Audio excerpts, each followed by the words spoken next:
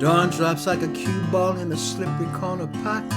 My slit-eye peeks at you while you're trying to sneak away. Your morning eyes are cracked like a half-moon lemon shade. I want to roll you back, but I barely whisper, won't you stay? The dust is hot and settling on the freckles of your skin. I know how much you hate this talking time. So I make believe I'm sleeping when you creak the door goodbye, and then I drown us in a sip of dirty wine. Dirty wine. Dirty wine. Oh, I make believe I'm sleeping, then I drown us in a sip of dirty wine.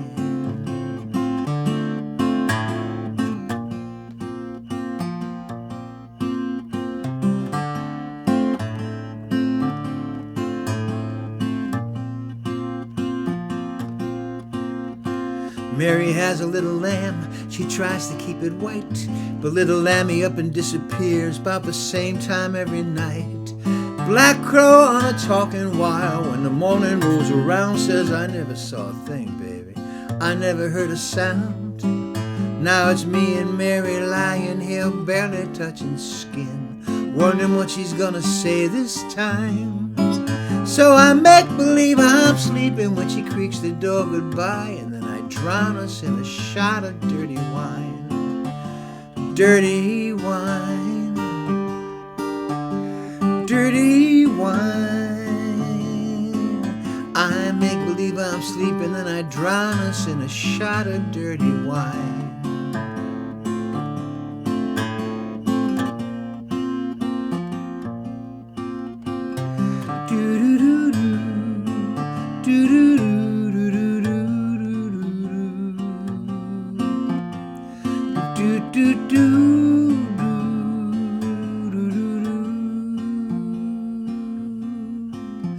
My mind's still mumbling lullabies to steamy twisted sheets. Mary's on her mission marching up and down the street, passing all the pretty horses and all the good king's men, wondering if she'll ever see that little lamb again. And I spend another lonely day dancing on the wall to the music of this twisted valentine. And when Mary climbs to meet me, we dance closer to the edge, and then we dive into a cup of dirty wine. Dirty wine. Dirty wine. Oh, Mary climbs to meet me, and we dive into a cup of dirty wine. Dirty wine. Dirty wine. We dance closer to the edge, and then we dive into a pool of dirty wine.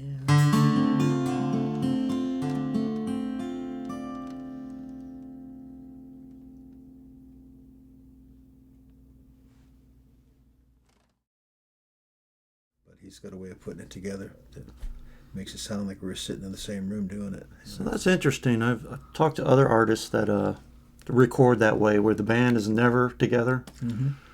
But and I guess that's the way it is with you. Like on If You Fall, your newest CD, you got a bunch of Italian guys on there. Did they come to America, or do they live here, or No. was that a deal where you were? No, that was a transatlantic. Deal. Yeah, they just stuff? they phoned it in. You know, we sent them the track, and they sent something back, and then we kind of comped it together and put it together. Although this particular album, I had done 5 or 6 albums with the same band, the same group of musicians at Santa Fe, and I specifically set out with this album to record it. I wanted a different band, and coincidentally, the guy Paul Piercy, the drummer, Ronnie Johnson, the bass player, and John Graboff, the multiple string instrument player, had all recently moved to Santa Fe. You know, John came from New York, and Ronnie and Paul came from Austin. Paul has played with everybody, Eliza Gilkison, whole bunches of people in Texas, and Ronnie was James McMurtry's bass player for like 20 years, but their wives wanted to live in Santa Fe, so. Oh, so it didn't have anything. I was going to ask you. I guess it didn't have anything to do with the fact that certain parts of New Mexico were kind of a mecca for artists, aren't they?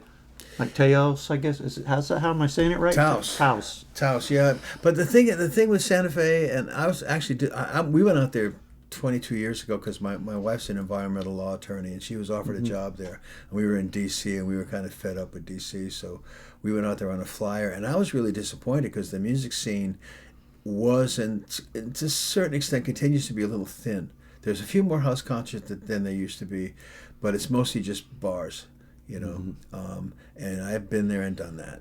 I don't play 4-hour bar gigs anymore. You have thick skin, don't you, to play a bar? Well, it's part of the deal. But you know, you get to a certain age and you go, especially if you're married to a lawyer, you say, I don't have to do this anymore. Honey, do you mind if I go back on the? And my wife is great. Her reaction to she's almost non-musical, but she lives in her world. You know, it's very, and she's very good at what she does, and she's always been kind of mildly amused at showbiz, and she'll just go, yeah, whatever. That's her answer to a lot of things. Whatever you got to do, go do what you got to do. You know. So. Speaking of showbiz, I've noticed, and in this room of people, I am the absolute novice. You know, I have no training in anything I'm doing. Even as a writer, it was all on the fly. So you guys know about all this stuff. I don't necessarily know about it, but and I just lost my train of thought. Yeah, well, welcome to whatever age you are. Yeah, 58, pushing 60. Okay, I remember what I was going to say. Yeah, sorry. No, I just turned 72, so I'm. Yeah, I'm going to ask you about that too, in a minute or two. Yeah, okay. The thing I've noticed in the show business world, the farther up you go north in the rare air, the more it becomes business, and the less it is entertainment. I call them one percenters, like people in bands that are making millions of dollars a year, headlining arenas and stuff. The farther up you go into that stratosphere, it's a whole different kind of mindset. Usually, I have to get put in touch with a manager or a road manager who handles the phone, and he'll say something usually like, okay, you got 15 minutes, here he is. And then after 15 minutes, he takes the phone back and goes, all right, the interview's done, and that's it. It's really cold, kind of. I mean, the guy might be nice I'm talking to, but he's got a handler right there the whole time. Oh, yeah. Well, that's just one of the realities, yeah. And a lot of times cats like that will justify their existence by figuring out what it is that they're supposed to do, and then they'll do it. They'll get the attitude of, you know, I'm supposed to keep you away. You know, that's the impression I get. Whereas the artist will say, yeah, I'll talk to somebody. Although you also have to understand, if you've gotten that far up the food chain, you've done a few interviews. Oh, yeah. So. And now, in defense of all those people I just spoke about, and I don't blame the artist about that. Like I say, that's a big machine. There's a lot of moving parts, I'm sure. But there have been one or two I've talked to at home. I could tell they were at home, and this was probably their personal phone. And I've had like 45-hour conversations with guys who just like me and you were doing now. They were just seemed like they were happy just to talk about whatever. And yeah, there was no pretense or any, no managers grabbing the phone out of their hand. So I guess people are still people, really, in the end. It's easy to judge. But even no matter how far up you get, no matter how far up the ladder you get, the thing to keep in mind is we all have the same feeling, if we're lucky, every night. And I said it out loud last night. I mean, I was standing in front of a bunch of people who were smiling at me playing guitar and doing something that I love, and I was at work. You know, I mean, I know it's funny when you lose touch. Some people they get way up there and they just kind of lose touch with what it's like just to get up and go to work every day. I feel blessed every day that I get to do this. You know, I mean, it's especially if I've been on tour in Italy. I'm going back to Italy again at the end of February. I would be walking down the street in Florence thinking I'm at work. You know, life. What was it I was complaining about? I don't remember. Yeah. You know. I wanted to ask you about that too. You seem to have strong ties to Italy, and I know your newest album, "If You Fall," was released there, right before it was released in America, if I'm not mistaken. Yeah, I'm signed to a record label over there, and that's the deal. They get it for like 3 or 4 months before I release it here. Yeah. So how did the ball get rolling in Italy? Are you Italian? I'm part Italian, although according to Ancestry, I'm not as much Italian as I thought I was. But I had the relatives that I knew when I was a kid. The ones I liked were the Italians. They were they were fun. They drank wine. They danced. They partied. They sang. My other relatives, well, I had Irish relatives, but there weren't too many of them left by the time I came along. I think they tended to die young.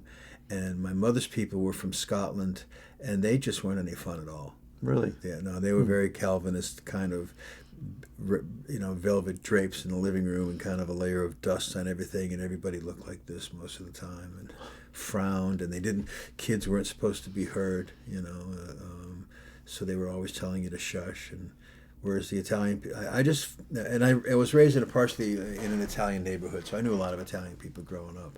And then my producer, John O'Manson, he was touring there a lot in the late 90s and early 2000s, just about the time I met him. And after I'd known him for a couple of years, he wound up moving there. He lived there for like 4 years or so, 4 or 5 years. And I'd called him up to bring him back to the States to do an album. I was going to buy him a plane ticket. In the middle of the conversation, I had the brilliant question sprung to mind: "Can we do this at your house?" He said, "Sure, come on over. There's a little studio in Bologna." So I went over there, I recorded an album, and the label he was working with at the time, they released the album because half of their roster was on it, and it just kind of snowballed from there. So I definitely rode his coattails into a good deal there, and now I go back once or twice a year, and I have an Italian band. His name is Paolo. He's a mandolin dobro player, and he drives me around, and we go over. We have a great time. So I love going there. Yeah. Is that would you say is that your strongest fan base in Italy, or? It's pretty strong. Yeah. That's a lot of the same people show up at different shows. Yeah, that's cool. Cool that they do. It's got to be expensive to go to Italy all the time. I mean, just. I broke even on the last one, and I felt very blessed that I got to break even. Yeah, it gets pricey. The plane ticket's pricey and stuff. Gas kills us over there because that comes off the top, and gas is like the equivalent of like $8 or $9 a gallon. Oh, wow. It's ridiculously expensive. Jeez. So you don't. It's all driving. So fortunately, Apollo has a small car, but. Say maybe you ought to get some horses or something. Yeah, something. You've been doing this a long time, haven't you? I believe you told me you're on your 52nd year and 52 years. Yeah, 52 years. So you're doing something, right? You've been around longer than most people make it. Which explains the slight limp. Yeah, but I don't tour like I used to. I mean, I go out just to. It's one of the reasons why I'm exploring the whole digital world. I'm teaching myself multi-camera film editing because if I'm going to do a visual podcast like that, I want to make it at least look interesting. So, and I like learning stuff. So I don't tour. I don't live in my car like I used to. Mm-hmm. There's young kids out there. That's their job. Yeah. But and they do. I don't know how the hell young kids are making any money at all playing anymore. I mean, CDs have become really expensive business cards. Nobody wants to pay for music. Every once in a while I get a check from BMI, and it'll be a really long list of all of these streams. Wow, $32. It's a shame too, because music fans seem like, to me, they're cutting their own throat. I would think if you like an artist, you want him to keep making music. He's got to be able to pay his bills. But people, this culture, it's so easy to steal it and not pay for it. My advice, it was really funny because I put off joining Spotify for the longest time for that reason. Ripping people off, and but it's convenient. And it's what is, it's the platform that exists, and I didn't want to be the guy standing out at the crossroads, going, "What was wrong with cassettes?" Yeah, right. So, and it's the one thing that I do understand. I mean, I'm really glad I get to do it. I mean, you saw last night the people were really into it, and that's a really good feeling. But it's not my world anymore. It's the kids' world. It's younger musicians, and they'll just have to figure it out the same way that we all did. Figure out. My advice to most of them is to marry up like I did. It makes life a little bit easier, But it's just a different world. It changes. It's supposed to. Right. I mean, it's there are certain. It's like hip hop music and and rap music. I don't particularly care for it, but I'm not supposed to. You know, I'm 72. Mm-hmm. It's not my world. You know.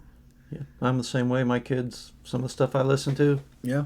that I call rock, they don't even consider it rock. So. Exactly.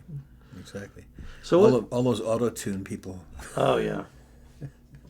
So the first question I was going to ask you originally is, so are you in Highlands County just for the show you did last night? Or are you still touring? Are you touring in Florida right now?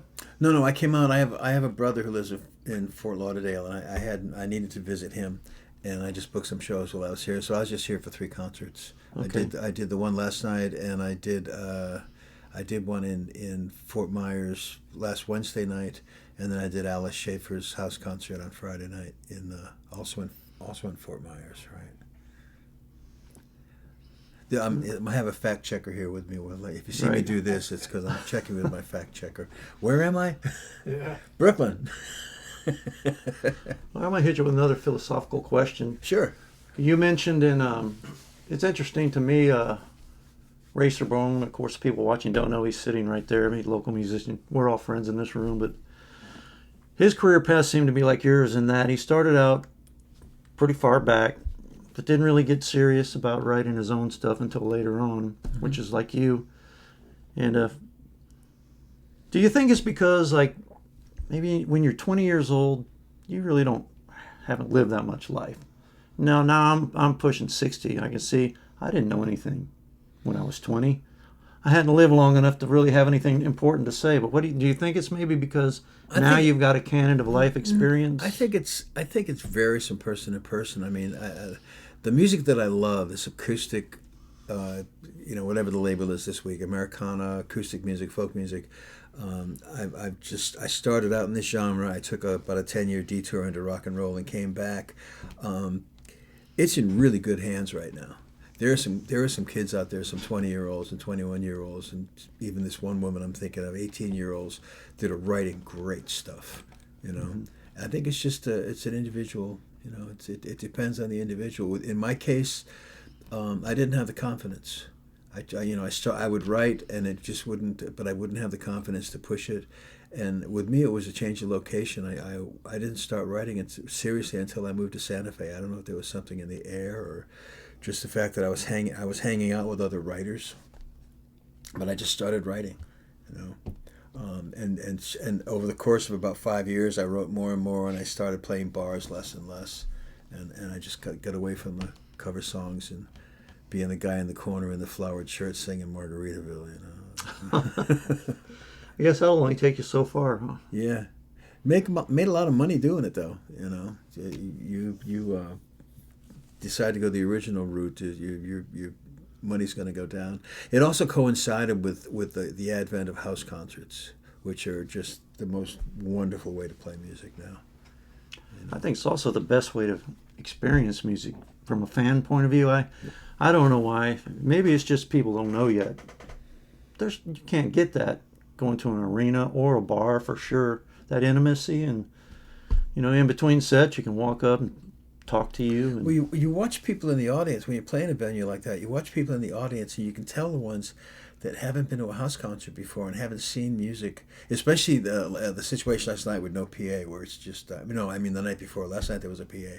A couple of nights before there was no PA. You're just sitting in a room with a bunch of people playing music, and you can watch people kind of go, "Wow, this is how this is done. This is how you play music. This is what happens," and they just really dig it, you know. So it's fun. It's fun, and most of the house concerts you don't have to haul a PA around. It's great. Right. Get out of the car with your guitar, play a couple of songs, have dinner, and leave. You know. So. Yeah, I can understand that. There's a guy here in Lake Placid. He's built his own club just so he can play at home. He said, "I'm tired of loading $10,000 worth of equipment into a club to make $100 and then take it back out." Ray and I were talking about that yesterday. You know, a lot of these, that's one of the reasons I got out of that end of the business. A lot of these bars are still paying the same $100 to $150 that they were paying me in 1978. You know, there seems to be a ceiling. You know? Yeah. Well, going back to your music specifically. Sure. The thing I really like about you, I can tell by reading your lyrics, listening to your songs, that you think about life a lot. It's obvious. I mean, you're a thinking man. You know, I have a lot of there's a lot of things that you say in your songs that I can relate to. My wife would say fussing, but okay. Fussing? Yeah. Well, still, whichever one it is, I mean, it speaks to people, you know, like you got a line, and I think it's in the paddle boat. No paddle wheel. No paddle wheel. You can correct me if I'm Yeah. giving the wrong song, but you talk about walking in sunshine but thinking about rain. Mm-hmm. And you got another line, I don't know, I think it's in the same song where talking about it's hard work to be an angry man or stay an angry man. Is that a different? That's a different song. That's the Red Buddha song. Oh right, which I love that yeah, song. but it's hard work to stay. A lot of it's reflective. You know, some of it's writing about just things you see. Some of it's about reaching inside yourself. You know, that whole it's hard work to stay an angry man. That's totally autobiographical. You know, because you really do. I mean, people do. They work really hard people work so freaking hard to be unhappy. You know. And maybe it's because I'm older now, and you get older and you start thinking, I just don't have that much time, you know, that I want to. How much of it do I want to spend? So, like I said earlier, what was it I was upset about? What is it I was worried about? You know, just try to go with the flow. I mean, I do a little bit of meditating, not as much as I should, but I've learned to look inward and try to find some peace. Because when I was younger, I was wound pretty tight, and I was pretty angry. I've actually got wound tighter as I getting older, which probably doesn't make any sense, and that's why I can relate to that. Well, you have kids. See, I don't have kids. I should get you about 9 or 10. Yeah, that'll give you another 25 years worth of material to write about. No, that's okay. I have enough trouble with the dog. But yeah, that's I like it now that I'm paying attention to lyrics and I hear someone go, yeah, I know exactly what he's talking about. Mm-hmm. You know, that's one of the beauties I'm learning about, like singer-songwriters versus metal and stuff like that. Mm-hmm. Lyrics are something that actually means something to me, and it's really good when people come up to you afterwards and tell you that a certain song or a line meant something to them. It's like you feel like you made a connection. I had a guy last night. I've got that song that I did last night that I wrote about after my friends in Houston lost their houses in floods. Any given moment, yeah. And a guy came up to me after the show and said, "Man, I really related to that song because I lost everything I owned in a tornado a couple of years ago." And so it's you can sense that you're touching people when you're playing, but it's nice when they tell you. You know? Right. And especially if it's a specific line or something, because there's, you know, we're all human. We all have egos. There's a party that walks away going, "Well, that was pretty cool with that line, I guess," you know. Mm-hmm. But I don't know why I do it. I don't know why all of a sudden I started writing songs. I don't know why it became important, but it is, you know. Now that I'm getting a little older and touring's getting a little harder on my body, I was talking to my wife a couple of weeks ago, and said, "I don't know, it might be time to wrap it up, babe. I'm getting, you know, it's getting hard." And she looked at me and said, "And do what?" And she was right on. It's like it's what I've become. It's what I do. You know, I just may be doing more of it on the internet, right? And sleeping in my own bed and cooking dinner. You know. But. Well, speaking of, since you brought it up, I was going to bring it up later anyway. But Any Given Moment, mm-hmm.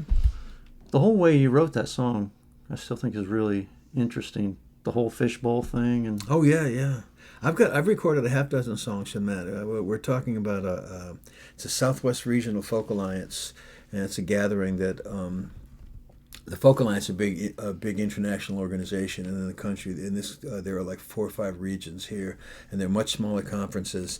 And I mostly go to them for the hang, because I get to hang out with singer-songwriter friends, different musicians from all over the country that come to these things, and it's the only time we ever get to spend time together, because we're all out touring and we're all busy. And they have when you register, there's a fishbowl there, and it has what looks like Chinese fortune cookie slips in there, and you reach in and pull one out as you register on Thursday, and then there's a brunch on Sunday, and you're supposed to write a song, and if you finish your song, you get up and play it in front of everybody. And that particular song, I gave the person that wrote the prompt actually a co-write on the song, because I reached in and pulled out "Any Given Moment Can Change Your Life." And I had coincidentally been talking to people that weekend about these floods that had happened in Houston, and people that had literally had watched their houses float away with everything they owned inside. So that's kind of where that song came from. And then like a lot of writing, it just one thought leads to another. Your song starts out about something, and by the end you're talking about something entirely different, but it just kind of happens. I have a niece in Katy, Texas, which Sure, right there in Houston, basically. Yeah. And so, yeah, that song was also spoke to me a lot. But I have some more things to talk to you about. But why don't we take a break, stretch our old legs, and Sure. then we'll come back. How's that sound? Sounds good. Okay. Brought to you by Ovaltine. Yes. Preparation H. What was that song that you wrote?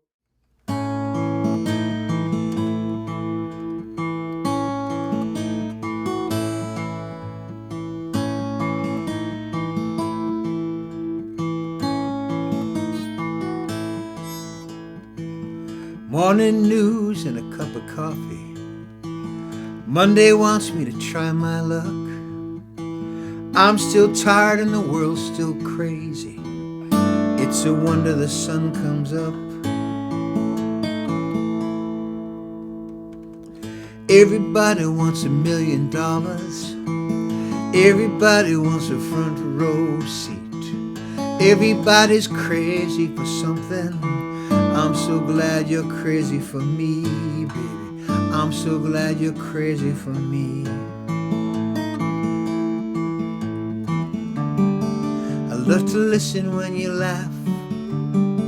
It makes the hurt go away.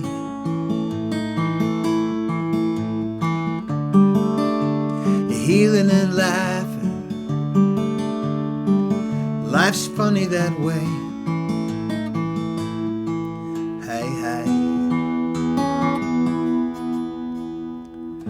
Everybody thinks it's way too noisy. Everybody wants to turn it down. Everybody's got their own kind of medicine. Everybody's got their favorite sound. Ooh.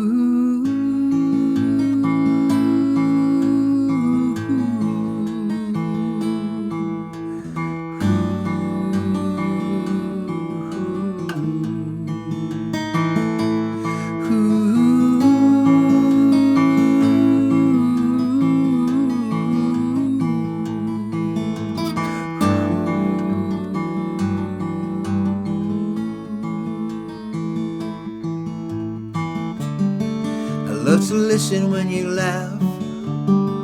It makes the hurt go away.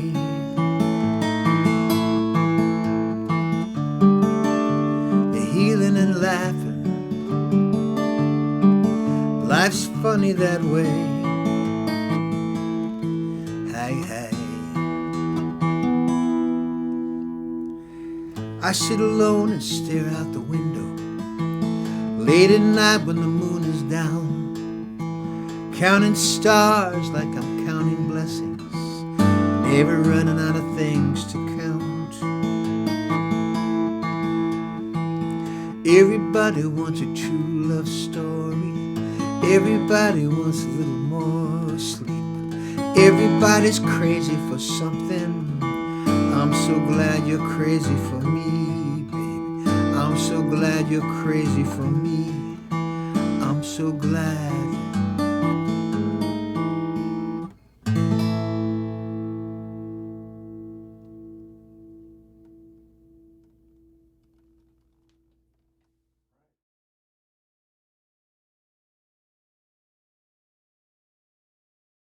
Parties and I was sitting around with a bunch of musicians in Austin last weekend, talking. We hadn't seen each other for a while, and everybody's talking about their various medical things that are going on. There was a lull in the conversation, and one of the guys said, "Remember when we used to talk about chicks?"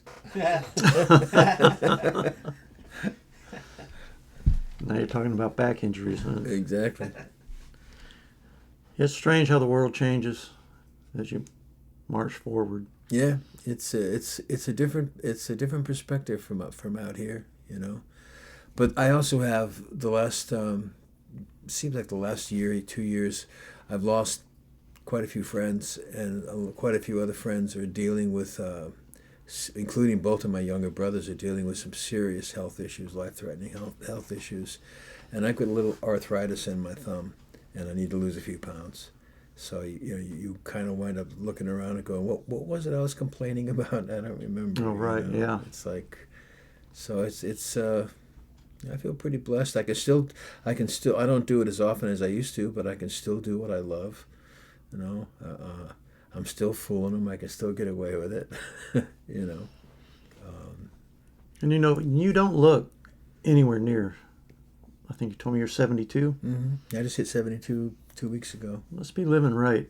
I mean, I would have guessed you were maybe in your 50s. Well, I've been in a business for over 50 years that encourages juvenile delinquency. Right. You know, it's not like seriously, it's not like I've been sitting in a cubicle or working a hard job or doing construction or something. I mean, it's, you know, and it's also genetic. It has a lot to do with it. My father was like this until 1 year in his late 60s. He aged about 20 years in about a week.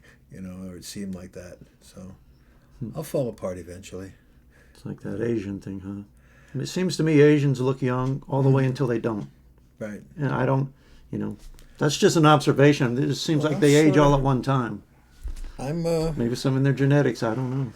There's a great songwriter friend. Oh no, wait, that was me. Wrote in a song recently. It all is what it is, you know.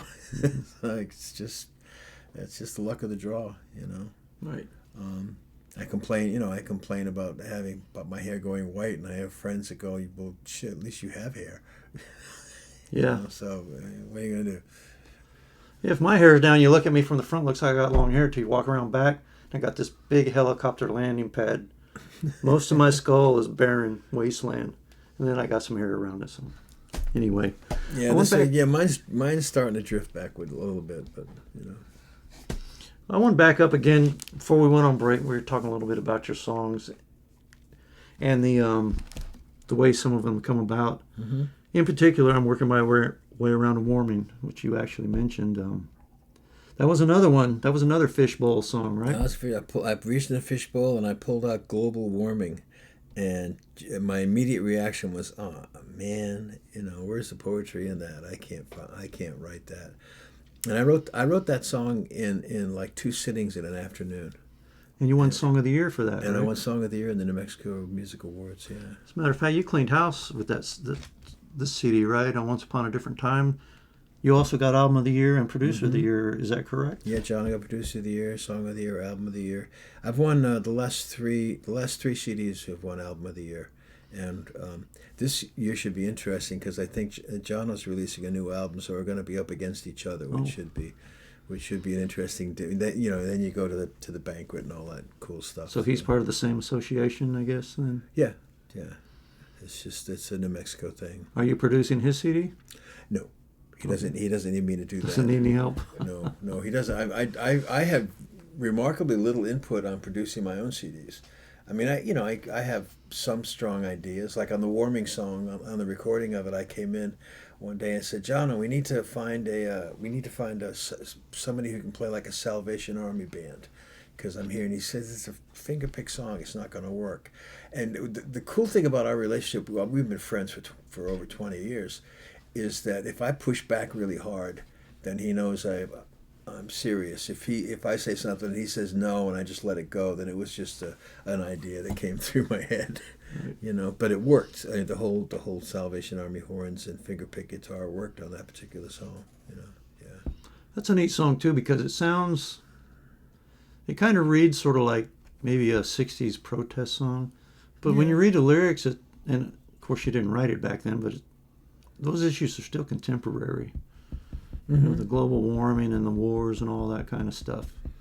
Well, it was intentional. I mean, I meant it to be political. I think that what the corporate world is doing to the planet is shameful.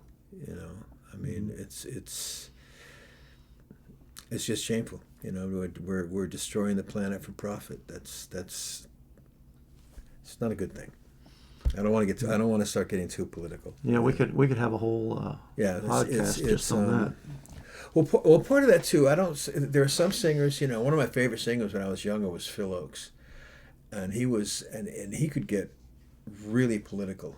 but he did it with poetry, and it's a really hard. Right now, the person that's out there that's doing it to me is doing it the best, as far as writing from the left hand side of the field, and not really writing protest songs, but making commentary on what's going on in the world, is Eliza Gilkison. I don't know if you're familiar with her. No, but I'll check her out. She's a massively great songwriter, and she can do that. The problem I have with a lot of political writing is that it comes across like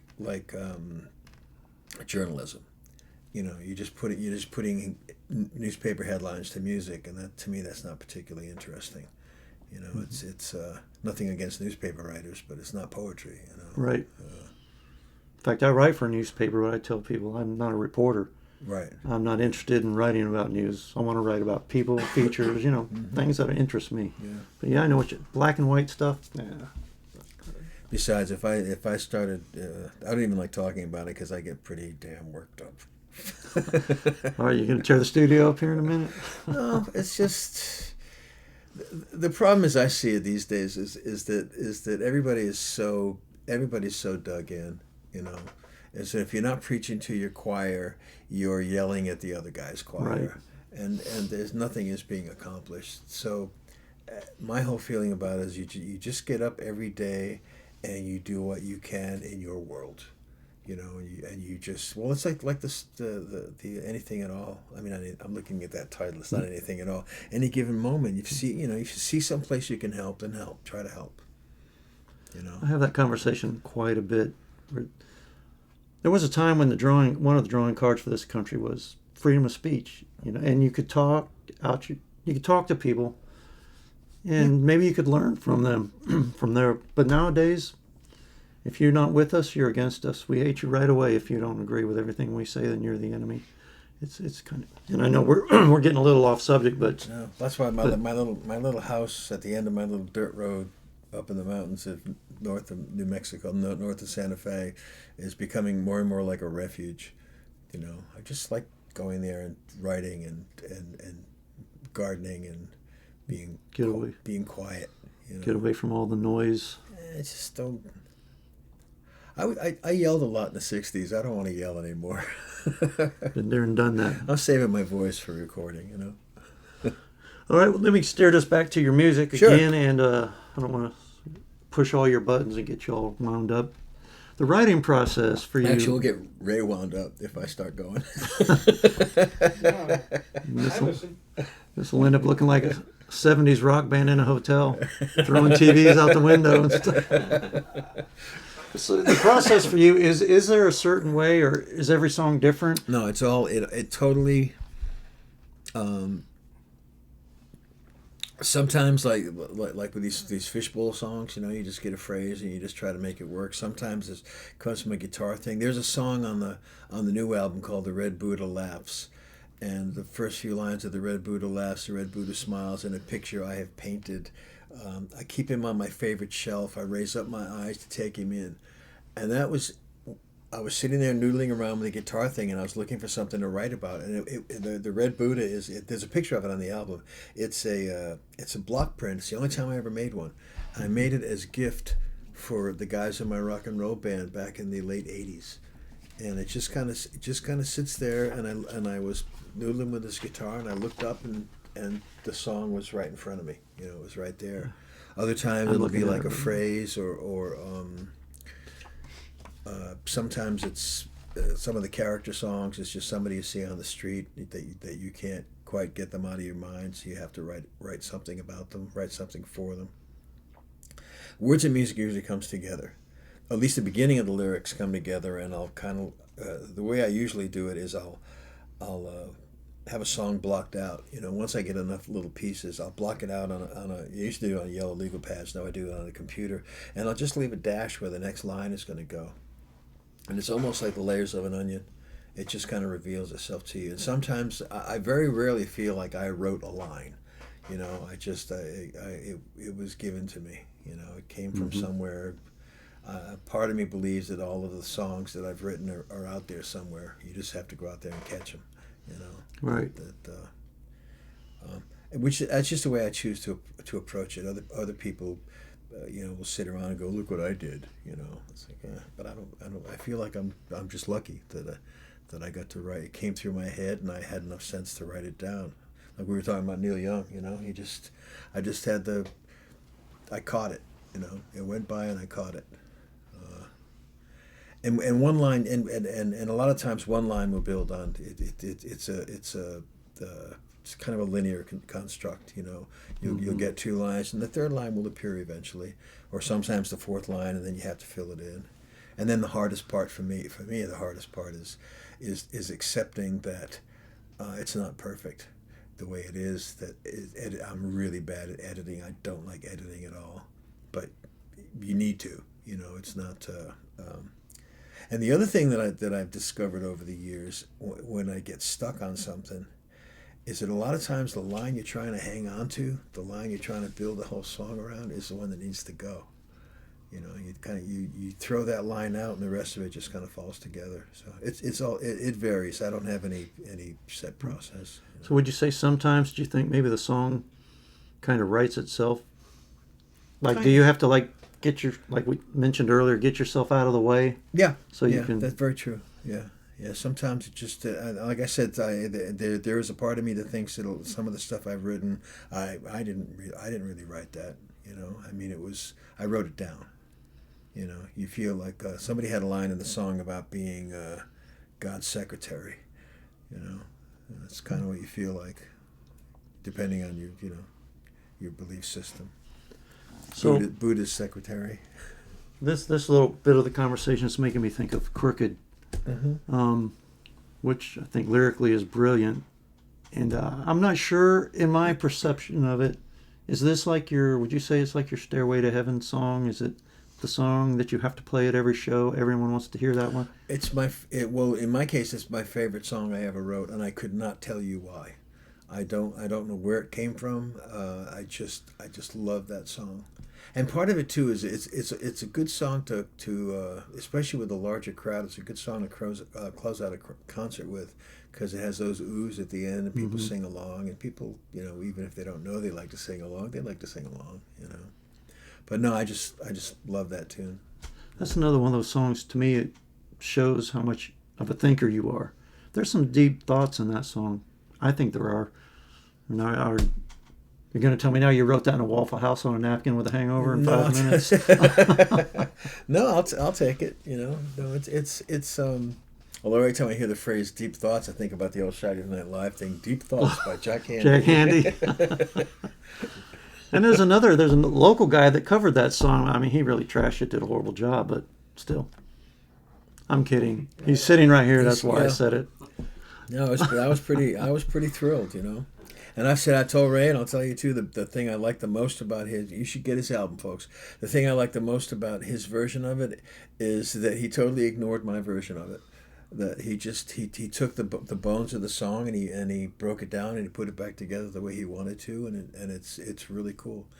And I can relate to that because all the years I was a cover song guy, I very rarely did a cover song the way it was recorded, because I figured Neil Young's version is already out there. What do you need? Right. You need another one, So I would try to find different ways to do other songs, and I'm about to start doing that again, and I'm very excited about it.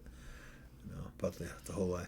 And I already have a list. I probably have a list of 50 titles that I've been compiling over the last couple of months. Yeah, I should do that song. I should try to cover that song. Let's see what we can do with that one.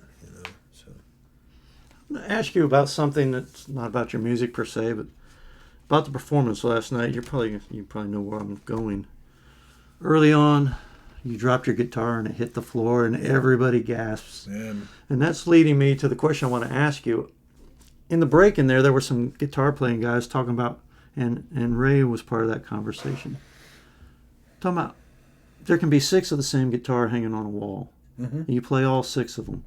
Only one of them speaks to you. Right. Is it like that? That's like it for you too. Well, I have basically. Well, I've got an old Telecaster that I play a little bit. I don't play out. I'll fool around. I never did figure out how to play electric guitar. I'm an acoustic player, but I have two guitars basically. I have that Taylor, and a 1963 Gibson J50 that I've had since 1967, And I use Wow. that guitar to write on. It kind of hangs on the wall in my little home studio, and I wouldn't take it on the road. It's a little fragile and it won't stay in tune. But it's an old friend, you know. So what happens? So the Taylor, I guess, is the only one you take on the road with you. Yeah. Okay. Hypothetical situation: if you dropped it and it shattered, Yeah. and you had to go to the store and buy a brand new guitar and perform on a brand new guitar the next night, would that be like a horrifying thing, or?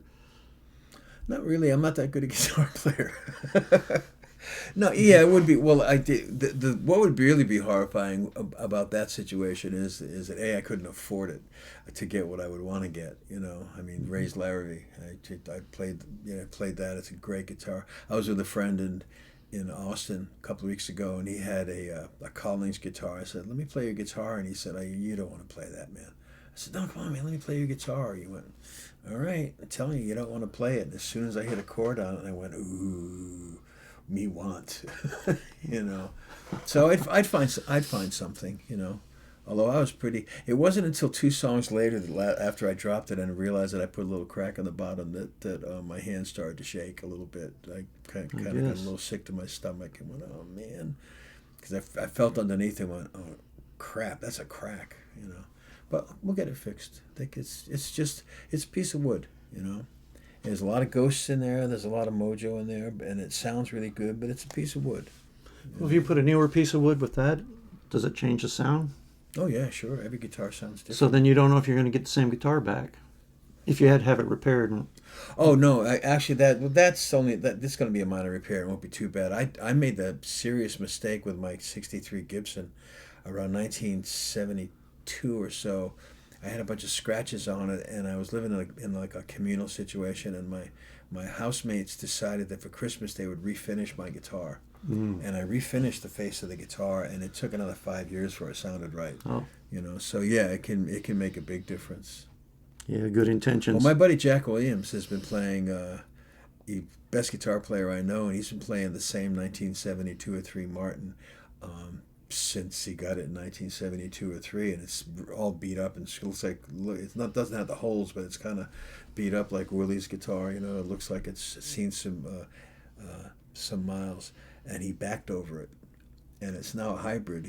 There's a guy in Savannah, Georgia, named Randy Wood, who I'm surprised is still working because he's got to be in his 80s, but he's one of the best luthiers in the country. He put Bill Monroe's mandolin back together when Bill Monroe's mandolin got shattered into splinters, and he rebuilt it little splinter by splinter. So this guy's a genius, and he fixed Jack's guitar, but he cannibalized a Gibson to do it.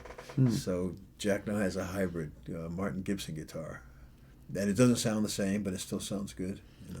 So does every guitar player have their baby, their instrument that's the one for them all the time? Yeah, pretty much.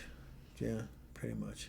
Unless you get up with the big kids, and I saw Jackson Browne play a concert a couple of years ago, and he had a guitar store on stage with him, and he played them all. I mean, I'll give him credit for that. So some guys bring 20 guitars on stage and they play the same one all night. It was like, oh well, I was impressed. You own a lot of guitars, but in Jackson Browne's case, he touched every one of them, and they all sound a little bit different. I'm also a little older now. My ears aren't what they used to be, so it probably would make a hell of a lot of difference. You know, I would think more about the action than the actual sound. That it felt comfortable. You know. I have a question. Another question. It's about your songs themselves. Mm-hmm. I was thinking about you've got 11 CDs, right? Is that correct? Mm-hmm. There's actually 2 questions. First one is, are they all still available somewhere? Can somebody buy your entire collection still if they want to? Yeah, I think CD Baby probably has them. I think Amazon has a lot of them. And much to my chagrin, I found out that most of them are available on YouTube to just stream and listen to. I'm not quite sure how they got there. I think CD Baby put them there. Or just call me up, see if I got one kicking around. I do have some boxes of CDs in my storage room, you know. Okay. And that leads me to this question. 11 CDs, I'm guessing around 10 songs, 12 songs a piece. That's a lot of songs. Well, do you play all of that still? No.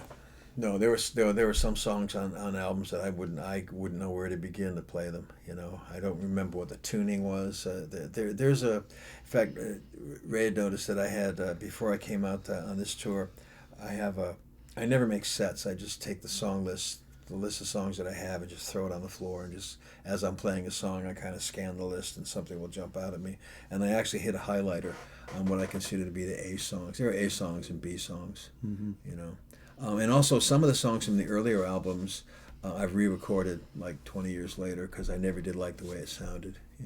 That song "Somewhere Like Italy," I recorded that in 1999, and I never did like the recording, so I recorded it on the last album. Now, my personal favorite song of yours, I was going to ask you about. Just tell me about it. And I mispronounced it the first time I mentioned it to you. Almost Daedalus, is that how you say it? Almost Daedalus, yes. That's a gorgeous song that just feels like it floats. That's the only song I ever wrote where I set out to write a melody and then figured out the guitar chords later. I had never done that before, and I haven't done it since. But yeah, I kind of like that one too. It was originally called Daedalus, and then my wife pointed out to me that I had the wrong guy. That was the whole image Right. of flying too close to the sun. She said, well, that was actually Icarus, his son. So it became Almost Daedalus. Okay. You know. Another song I want to ask you about because it just intrigues me. The story intrigues me is one of your older songs off of the Crooked CD, I believe. Gravedigger's Boy. Mm-hmm. That was written by my friend Christopher Smith. Right. I noticed that you didn't write it, but I like the story. Is that grounded in any? Was there really a real guy, or was it a thought, or did he see somebody and? I'm really not sure. I do have a funny story with that song. I was at the Kerrville Folk Festival, and after the main stage, there are song circles at all the camps. There were all these little campfire circles, and I was sitting in a song circle, and a guy came in and he played that song. It was Christopher, and played that song, and then he, a few minutes later he left, and I didn't realize he left, and I said, who was that? And they said, oh, that's Christopher Smith. Yeah, great songwriter, and it was a beautiful song. And I never saw that. About 2 or 3 years later, I was sitting at a Folk Alliance conference, and I was sitting listening to a showcase, and this woman was in the middle of playing this very nice quiet song, and everybody was listening. Christopher came in and sat down next to me, and I looked at him and went very loudly, "You're that guy!" And the person playing the song was like, "Who's that guy talking over there?" And we since have become friends. But I'm not sure. I think it was, if I recall, he just wanted to write a song about that subject. I'm not sure it was actually somebody he saw. I really don't know. But he's a great songwriter. Well, it's a beautiful song, and your CDs are full of beautiful music. And we're down to less than 2 minutes, so I'm going to give you an opportunity. Anything you want to say we haven't brought up? Is there something you'd like to get in here? The same thing every time I get interviewed. Support live music, folks. Amen. We really do appreciate it. Just house concerts, little venues, places where you can sit down and listen, and the musician doesn't have to compete with a baseball game on the TV. Right. Because Lord knows we need to do it. And thank you. Thanks for inviting me. Oh, I appreciate it. Thanks for coming out and Sure. giving us the time with you. I appreciate that. And you're going to play some songs? Okay. Good. That's what we do. I'll play some songs, then I'm going to go eat some of Ray's, what are we having? Rigatoni? Rigatoni with bolognese. Rigatoni with bolognese. Sounds good. Yeah, sure does. Trust me on that one. Okay, Jamie, thank you, sir, very much. All right, man. My pleasure.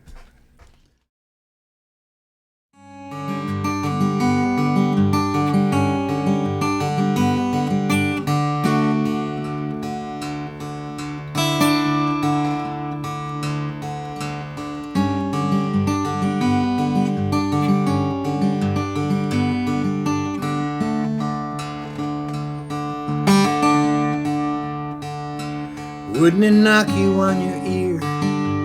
Wouldn't it take you by surprise if suddenly everyone you knew turned up in a perfect new disguise, and you wouldn't know your closest friend, and she couldn't see the friend she knew, and you'd have to listen for her laugh, and she'd have to laugh until you do? Wouldn't that knock you on your ear? Wouldn't that knock you on your ear? Do you believe in perfect days? Or do you need something to go wrong? Is there always that moment when you slip? Does your moment of doubt last way too long? And wouldn't you love to take your time and live with it any way you please? Spend a night howling at the moon, spend a day drifting on a breeze. Wouldn't that knock you on your ear? Wouldn't that knock you on your ear? Wouldn't that knock you on your ear? Wouldn't that knock you on your ear?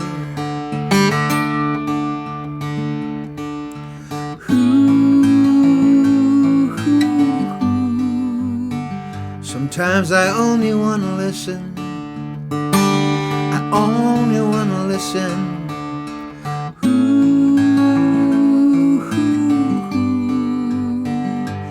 What the universe is saying, and the universe is saying, doesn't it knock you on your ear? Doesn't it blow your little mind? The moment you stumble into truth, the moment you leave your fear behind, the moments that never seem to last, it always seems so real.